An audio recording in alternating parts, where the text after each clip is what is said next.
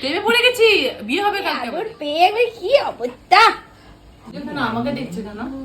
কারণ তুই ওকে ভয় পাচ্ছিস। তোকে কখন কামড়াবে সেটা না না পছন্দ। আরে না আরে না না না না হাতে হাতে তুই আমার কাছে আসিস না, তুই ওইদিকে যা।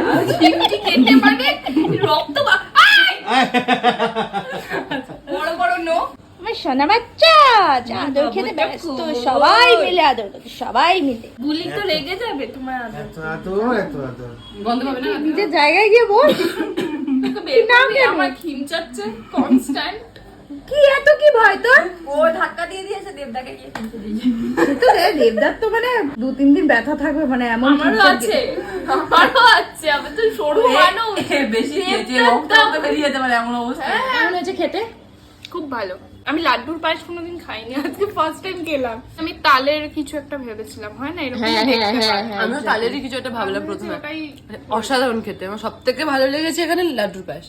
লুচিটা কিন্তু আমি ভেজেছি। দারুণ হয়েছে, অসাধারণ। মা, আমি ভুলে গেছিলাম। কেন লুচির মতো আমি লুচি কোনোদিন খাইনি। মানে এই লুচিকে সাজবার মতো লুচি। দেখ দেখ দেখ, লুচিটা কি সুন্দর। লুচির প্রেমে পড়ে গেছি আমি, কে বিয়ে করবো? ভাবতেই পারছি না যে আমি এত ভালো লুচি। প্রেমে পড়ে গেছি, বিয়ে হবে কালকে আমাদের। লুচির সাথে? আচ্ছা ঠিক আছে ভালো। তারপর লুচিটার কিছু হবে না তো?